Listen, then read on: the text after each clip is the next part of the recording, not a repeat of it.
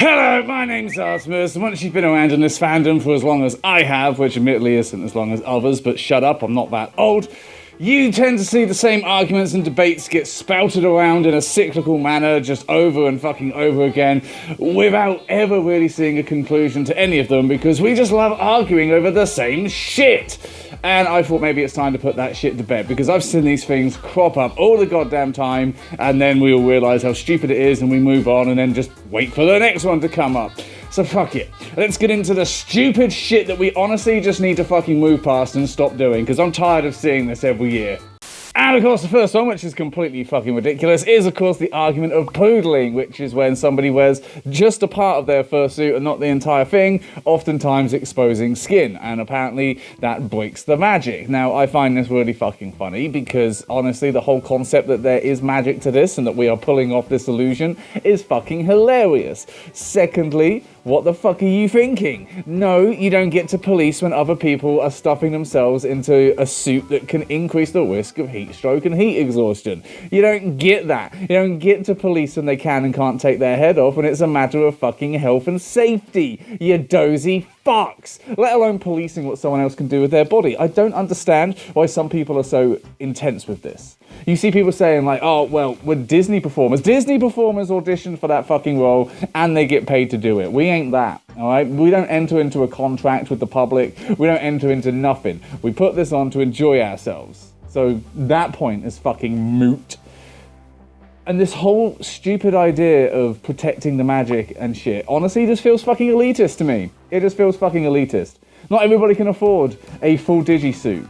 You know, that's just not how it is for everybody. Some people aren't able to wear one for health reasons. And it just strikes of like, well, if you can't afford to be on my level, then you shouldn't be wearing a suit at all. It's not the same as me, I'm better. Get the fuck out of here. Ain't nobody looking at you and thinking you're so much better because you got a full suit. Get the fuck out. Honestly, it also strikes of body shaming. Because you see some people that are absolutely fine to be poodling and people don't seem to give a shit, but anytime someone's got a non-conforming body or they're slightly overweight or some shit or they just don't fit the metrics of what is apparently sexy, suddenly out comes the picture. I was like, this is why we shouldn't be doing poodling. No, this is why you fuckers need to re-educate yourselves because judging someone on their body, that ain't shit we do in this fandom, fam. That's just not it. We ain't here to attack people. We're here to escape reality, not drag the shittest parts of it into our fandom experience. Also, one weird thing I've noticed, poodling is dependent on what parts you've taken off. Like, if you're wearing just a head, like you've got just a fursuit head, the rest of you is normal clothes, showing skin. No one really seems to give a shit. It's okay. And also that works on the other side, where if you're wearing a full suit, but you're barefoot, that's apparently okay as well. But I think that one's for different reasons. And hey, I ain't complaining, because I do that shit a lot too. Fair enough. Honestly, this is just moral grandstanding. I've chosen to make this thing a moral high ground, and I'm also going to claim it, and I will die on this fucking hill if I have to. When everybody else is like, who fucking cares, bro? Like, nobody gives a shit. Honestly, I mean, and this is the fun part. Hopefully it's just a few people that are just dumb as fuck, and we can ignore those fuckers and not have this again. But I've seen it a few times, and I'm sick of seeing it. And of course, one that's near and dear to my aging, decrepit 30-year-old heart, being too old for the fandom. Now, I can kind of understand where this comes from because the fandom changes very fucking quickly. Obviously, it started off on like message boards and local meets and things like that, and websites that a lot of people don't remember now, like MySpace and all of those random things. And then it moved to Twitter, and then, hell, when I was coming up, there was Vine, which is, now what basically TikTok fills that niche. And YouTube was a huge thing, and it's kind of dying now, so I sort of get it. I sort of get that, there's a lot of change to the fandom, and when people come up on new platforms and they're sort of in there doing the thing on the new platform as it's gaining popularity and fame, it's very easy to be like, why the fuck are you still hanging around? Why are you still relevant? Ew, old man. And obviously this is something that a lot of older people tend to find. They have, made their way through the fandom a certain way and are maybe not as closely involved as they were when they were younger. I mean, I'm definitely that way. When I was first coming into the fandom, I was involved in absolutely everything I could be, and nowadays I'm just like, I'll keep to my own shit, and that's about the safest way to be. So it's definitely a young person's thing, you know, when you've got the Gen Zers, the, you know, late teens, early 20s coming in and making it their own, and everybody wants to leave a mark, and you have that old guard versus new guard. But quite frankly, this whole attitude that somehow you age out of the fandom is just fucking bullshit. I don't understand where people come from with that. Like, do we not value experience in this fandom? We sure as shit fucking do. Like, you like fursuit makers, right? You like conventions. You like artists. Yeah? Well, good, because that's where pretty much all the old people live. Like, and by old, I'm saying literally anything over like 28, by the fucking way. Because for some reason, we just assume that the second you've left your mid-20s, you're ancient and need to fucking leave to some people. It's bizarre.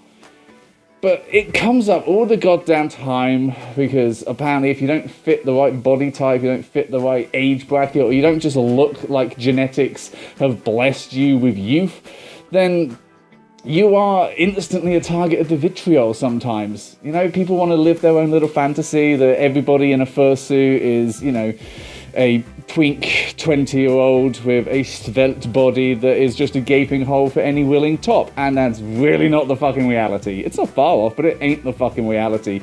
So this one needs to be fucking put to bed, because all the people that are making this argument will eventually find themselves on the other side of it. And that's a very bitter pill to swallow, because time catches up with all of us, fuckers. Oh yes, the convention room lottery, something we're seeing more and more, because sadly, the demand for conventions is definitely outpacing the supply. We just can't keep up with it. I mean, MFF was one of the biggest in the world, well, it is one of the biggest in the world. It has been the biggest in the world before, and it still has a lottery system and people still don't get in. And it's huge, there's so many overflow hotels, there's so much space. 11,000 people, still not enough. You know, it's even worse in this country with Confuzzled. It's in the biggest physical fucking place it could be, and it's still not enough. So what do you do in this circumstance? You have to input a lottery system, because first come, first serve, nobody's got the servers to support that. Everybody knows how to use things like ChatGPT and just spam their way in. You need to make it fair. A room lottery, that's probably the only real fair way we've got, but people still love to bitch and moan. And there are some interesting points in there, and I do fucking understand some of them. You know, for instance, if you're going to a convention to see a specific maker or a specific friend and they don't get in, you ain't gonna feel as motivated to go. And I understand that, and that's fine. But like, no convention has ever depended on their guest of honor or on famous furries turning up or famous makers. And to try and say that that's the case is kind of fucking egotistical as shit. I remember one time there were some certain high-up YouTubers that didn't get in, and it was very much, well, what's the point of going to MFF now? I'm like, if that's why you're going, prepare to be disappointed. Celebrities in the fandom don't really exist outside of it. Like, nobody in this fandom is truly famous, and nobody, if they step outside of it, they're even less so. Like, don't fucking get the illusion twisted in your head to be reality here, folks. And I do get that there are some certain issues. Obviously, it's fucking shitty for people, makers, dealers, artists, all of this, that have to rely on a convention as part of their yearly income. It is a huge part of them making their living. And not only do they need to get through a lottery, but they've also got to try and get a dealer's spot. And it's shitty. It fucking is. And it's really difficult when, obviously, you know, right, I've got a spot in the Overflow Hotel, but I've got a shitload of merch that I need to transport, so I can't do the con now. Like, yeah, it's shitty. It fucking is. But there isn't really a way around it, and there's no real better option. Because, I mean, what's the alternative? You give dealers and, you know, famous furries priority. Okay, let's take that out, because that's just going to skew things. Let's say you give dealers priority, they fill up the entire convention, and then people are like, well, there's no spots in Maine, so I ain't going to bother going. Because we've all been there. I mean, you do get people abusing the system sometimes. You do get people who like to volunteer as staff to try and secure a spot, and you're like, yeah, but what do you actually fucking do? Like, no offense, I get that, you know, cons are volunteer run, but sometimes you feel like, okay, so you've done like a couple of shifts standing around at Lost and Found, thinking that you're a big part of this convention, and that somehow that's enough for you to get a room slot? What? Corruption? Hello? I don't understand. But honestly, this is a debate that is going to keep fucking coming up again, because every con will get it. It's always shitty. You put in your application, you don't hear back, and then you start to say, oh, no one got in this year, because people you don't know didn't get in, and you get pissy. I fucking understand it. I've been there. But can we fucking stop? Because this is the reality now, okay? Every convention is basically a dice roll as to whether or not you can turn up. And as much as I see people bitching and complaining about fucking lotteries, I ain't seeing anybody come up with a better solution. So maybe we just zip it, yeah? And finally, we have a classic one. Mersuiting. The age-old question of whether or not it's acceptable to fucking a fursuit, which, honestly, considering how sexually focused some people in this fandom are, it's a weird stance to be like, ew, no, get it away from me. But whatevs, everyone has their personal preference. But I've seen this one come around a lot as to whether this is acceptable or not, and I have taken some very militant stances with it before during my, you know, purity days, I guess, where I tried to be morally grandstanding, because that's essentially where it all comes from, you know. A lot of people want to hide the sexual content in the fandom. They feel like that is where we are going to be targeted. That's what people will look at and go, right, target acquired. They fucking fursuit, attack. And therefore, if you hide all of the sexual stuff in the fandom, then you kind of hide away from that. And it's very easy as well. If you feel judgment in your life for being a furry, it's very easy to be like, oh, I'm not a part of that. That's a different thing. That ain't me. And that's fine, but also, like, let's talk about fursuits and what they actually are, because they're just fucking clothes, essentially. And I get it, there are circumstances where I can understand where it's kind of disgusting. Like, yes, if you are mersuiting at a convention and wearing that mersuit around in public, it's fucking gross. You can't wash and clean that fursuit at the hotel. You get body fluids on it, they're on it. They're on it until you can fucking wash and clean it. And that's not happening at a con, now is it? So I get it, it can be gross. And context does matter. You know, if you are one of these people that mersuits, doesn't wash, doesn't clean it at the con because you can't, and then you go out and the next day you're around fucking people and children maybe, if there's a public fursuit walk, I'm like, that's a problem, that's disgusting, I can kind of understand it, but also, like, when people say, like, oh my god, they fuck in that suit, like, yeah, huh? They also fuck in a bed. Are we not allowed to look at their beds? Some people have sex with clothes on, so what, are jeans now no longer allowed? It's kind of an all or nothing, and I'm like, okay, I get it, you want everything to be pure and lovely. The world ain't like that, honey, so why the fuck are we getting militant about this thing? Because it honestly doesn't matter. People spend money on this shit, they can do with it what they want. As long as it's, you know, safe, legal, and between consenting adults, who the fuck cares? Let's stop pointing people out and being like, oh, they fucking fursuit. Just be like, uh-huh, okay. Wonderful. Nothing I can really do with that information because it's not my fucking business. Thank you very much for watching. Hopefully this is the last time we have to talk about these issues. Yes, I've spoken about them in previous videos before, and look at this, I'm doing it again because they keep coming back up. Poodling and being old seems to be the big ones at the moment. Womb lotteries and everything else, and mersuiting, that's died down. Thankfully, mersuiting seems like that one's, we've all sort of given up caring on that one. I mean, I used to be such a dick about that stuff. I look back and like, Christ, why was I such an asshole?